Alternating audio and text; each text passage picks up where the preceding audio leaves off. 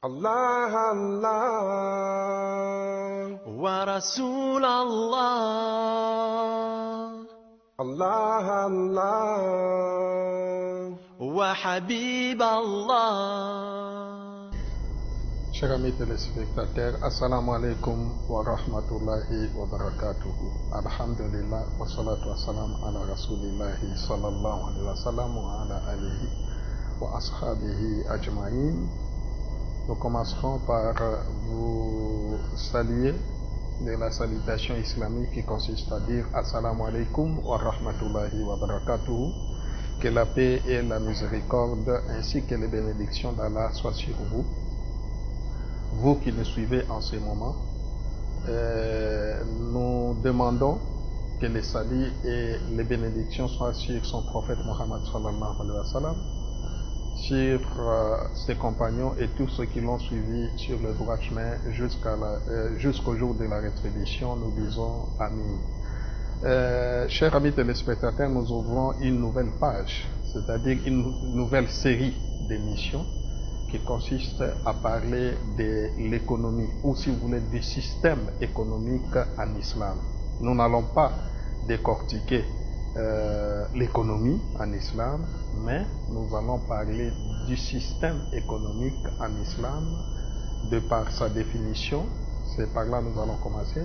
Nous allons commencer par une petite définition, et évidemment, avant la définition, nous allons faire une petite introduction sur ce qu'on appelle l'économie en islam, et plus précisément le système économique en islam. Ensuite, nous allons voir au cours de cette émission, si le temps nous le permet, voir les sources fondamentales de l'économie ou du système économique en islam. Sans plus tarder, tout musulman qui lit l'actualité, qui lit la carte géographique du monde, va constater que le monde comporte plusieurs systèmes économiques. Et vous êtes sans ignorer que l'économie joue une place très prépondérante dans la vie des sociétés et des communautés. Dans ce sens que il règle, si vous voulez, elle règle les rapports entre l'individu sur le plan financier, sur le plan économique, l'individu et son État, et vice-versa, l'État envers les individus. Le mot économie est plusieurs fois utilisé dans les Saint-Coran, n'est-ce pas? Et nous disons que le terme économie est utilisé dans la sourate, premièrement dans la sourate Luqman. Allah dit dans les Saint-Coran, dans ce chapitre, Luqman, wa qasid fi mashik. Sois modéré dans ta démarche. Allah ajoute minhum ummatun muqtasida.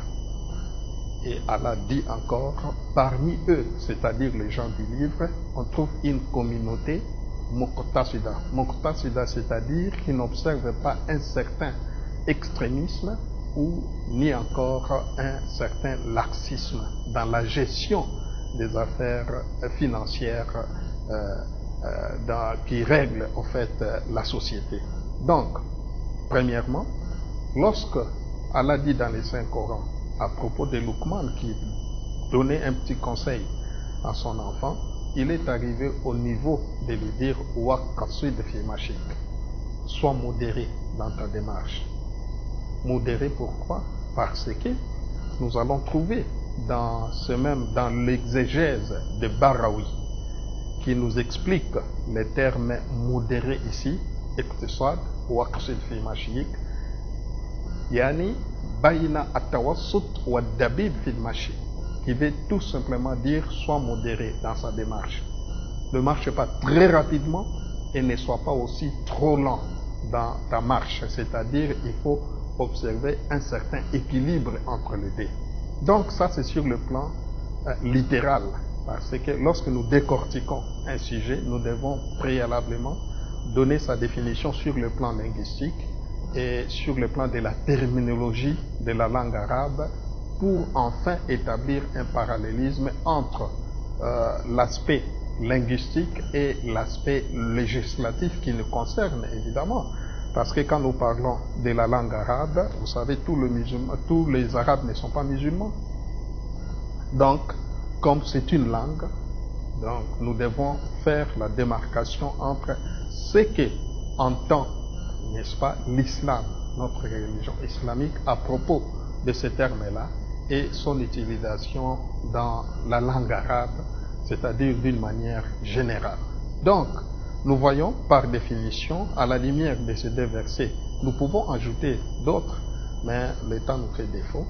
Nous allons seulement nous limiter à ces deux versets. Le premier, que nous avons cité dans la sourate Luqman, Waqsid fi mashik, nous voyons les mots iqtisad, économie, n'est-ce pas?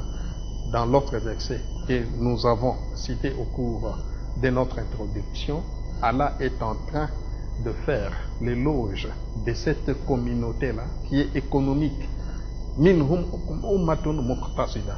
Parmi les gens du livre, il y a ceux qui observent un certain équilibre, al-i'tidal, le mot arabe qui veut dire équilibre entre les deux. Pas trop de laxisme et pas trop d'extrémisme aussi.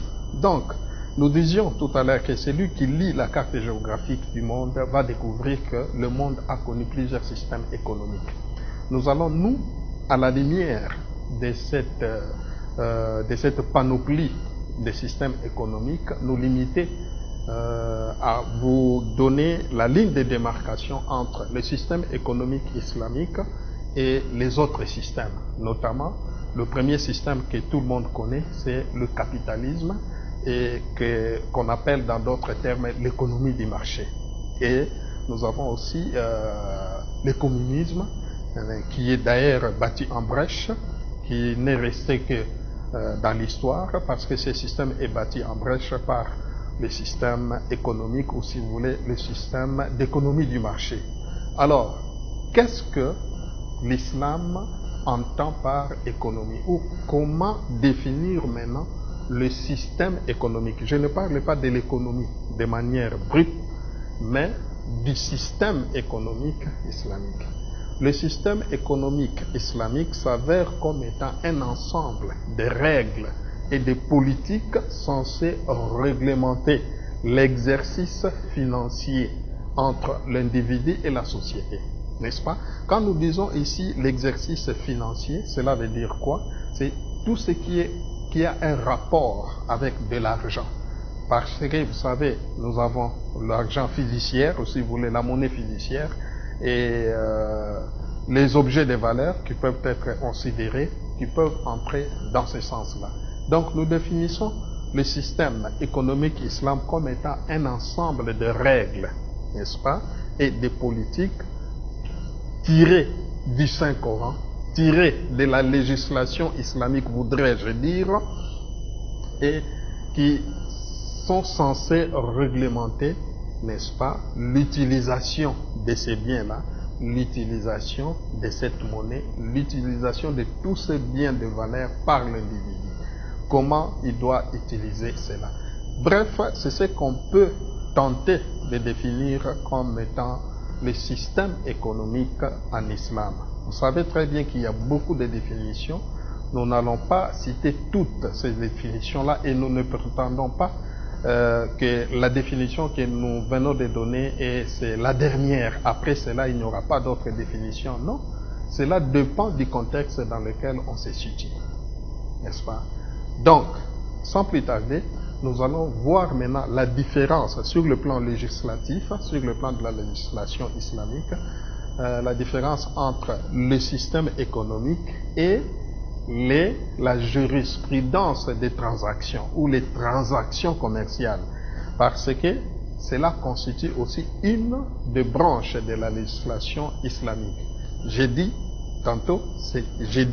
tout à l'heure que c'est ce que nous appelons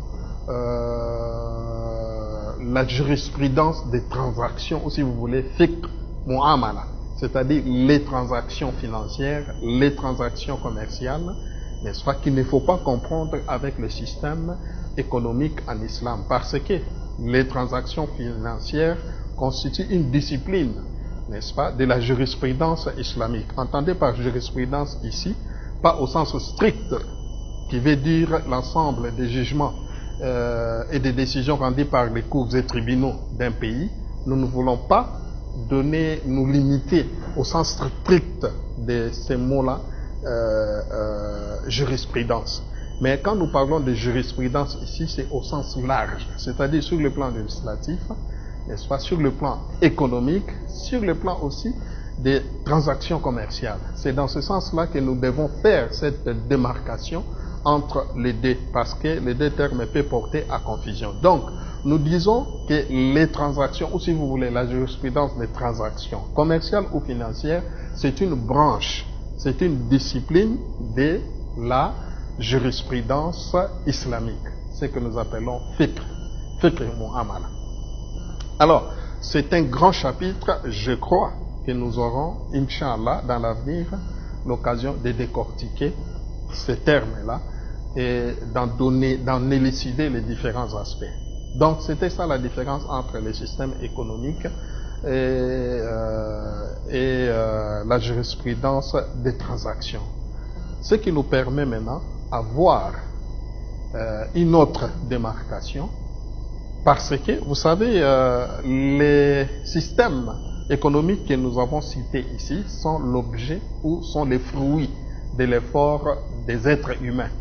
Quand nous parlons du système de l'économie du marché, ce sont les hommes qui ont fourni des efforts pour pouvoir, n'est-ce pas, réglementer, n'est-ce pas, définir ces contextes-là. Mais, lorsque nous parlons de système économique islamique, nous devons savoir que ce système n'accepte au grand jamais des modifications parce que c'est une émanation divine. C'est ça la démarcation, n'est-ce pas? Tandis que le capitalisme ou le communisme que nous avons cité, qui est déjà d'ailleurs battu en brèche, qu'on ne parle que de nom, qui est resté dans l'histoire, qu'on n'utilise pratiquement plus, alors ce sont les fruits, n'est-ce pas, des efforts des êtres humains. Comme tout être humain est perfectible, raison pour laquelle nous avons dit que ces systèmes-là acceptent des modifications ou des changements karma selon les milieux. Alors que le système économique islamique, comme c'est une émanation divine, elle ne peut ou il ne peut en aucun cas accepter des changements, n'est-ce pas? Cela ne veut pas dire que ce système doit rester stagnant. Non, non. Le système, en fait, obéit à la loi, n'est-ce pas, de l'évolution, n'est-ce pas, sur le plan mondialisation, mais on ne peut pas sacrifier les valeurs fondamentales de notre religion sur l'autel de la mondialisation, voudrais-je dire. Donc, l'islam ou le système économique en islam peut accepter, n'est-ce pas, peut s'adapter à la mondialisation. Mais dire que effacer carrément ce système au nom de la mondialisation, nous disons non. Non, pourquoi? Parce que c'est une émanation divine. Puisque c'est une émanation divine, nous allons maintenant voir les sources de cette économie ou de ces systèmes économiques en islam. La première source, c'est le Coran. La deuxième source, c'est la Sunna. La troisième, c'est le Ijma, des termes très très techniques que nous allons expliquer au cours de cette émission. La quatrième, c'est le Qiyas, ou si vous voulez, le raisonnement par analogie. Et la cinquième source, nous avons Maslaha, Maslaha, c'est-à-dire les intérêts circonstanciels, qui constituent aussi une source de législation. Et l'avant-dernière source, nous avons Sad de Zaria, c'est-à-dire mettre un frein à tout ce qui peut conduire à un dérapage. Et enfin, la dernière source, c'est la coutume, urf, que nous appelons en islam al-urf.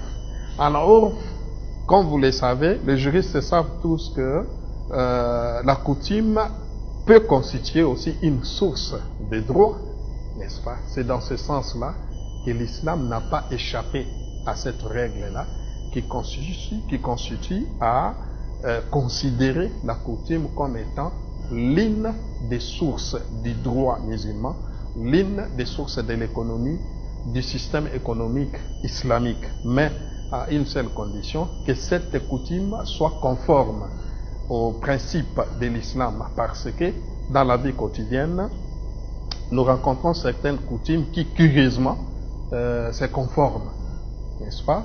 Une heureuse coïncidence, qui sont en parfaite communication, ou la coutume qui est en parfaite communication, si vous voulez, en collaboration, en parfaite communion avec l'islam. Dans ces cas-là, comme vous le savez, le prophète Mohammed sallallahu alayhi wa sallam, quand il est arrivé, il a trouvé les coutumes existaient déjà. Et ce qui était curieusement conforme au système économique islamique, le prophète les a sanctionnés, et ce qui ne l'était pas, le prophète les a blâmés ou les a interdites. Donc, voilà la différence entre le système économique islamique et le système économique que nous vivons au quotidien. La première source, commençons par le Coran. Le Coran, comme vous le savez, c'est une émanation divine. C'est la révélation reçue par le prophète Mohammed sallallahu alayhi wa sallam. Donc, dans le Coran, on trouve des règles qui sont édictées par le Très-Haut pour réglementer l'utilisation, par exemple, de l'argent. Comme nous avons dit, l'argent fait partie de l'économie. D'ailleurs, il y a une branche spécialisée que nous appelons économie monétaire, donc qui étudie en fait les circonstances ou les péripéties qui entourent ces témoins que nous appelons, ou ces points focaux que nous appelons la monnaie ou l'argent. Parce que l'islam interdit à ce que, si vous êtes commerçant, l'islam vous interdit de bloquer la masse monétaire, n'est-ce pas? De bloquer cela dans des maisons, n'est-ce pas? De bloquer cela en privé, parce que ça peut exacerber les pressions inflationnistes, ce qui va amener l'hôtel des monnaies à une nouvelle planche, à faire continuellement de nouvelles planches. Et quand on recourt à ces systèmes-là, évidemment, la monnaie va connaître une situation où on va connaître des problèmes d'inflation. C'est pourquoi l'islam conseille à ceux qui possèdent de l'argent de le mettre dans les circuits normaux, de placer ça dans des banques, à la seule différence que la banque islamique, ou si vous voulez, le système économique n'accepte pas le riba ou l'usure ou l'intérêt, le prêt à intérêt. Donc, vous voyez, ce sont des circonstances ou ce sont des faits qui sont réglementés par le Coran. Allah dit dans les Saints Corans, min ba'di a'udhu billahi minash shaitanir rajim, alladhina idha asrafu, alladhina idha anfaqu lam yusrifu wa kana bayna dhalika qawama. Alladhina idha anfaqu lam yusrifu wa kana bayna dhalika qawama.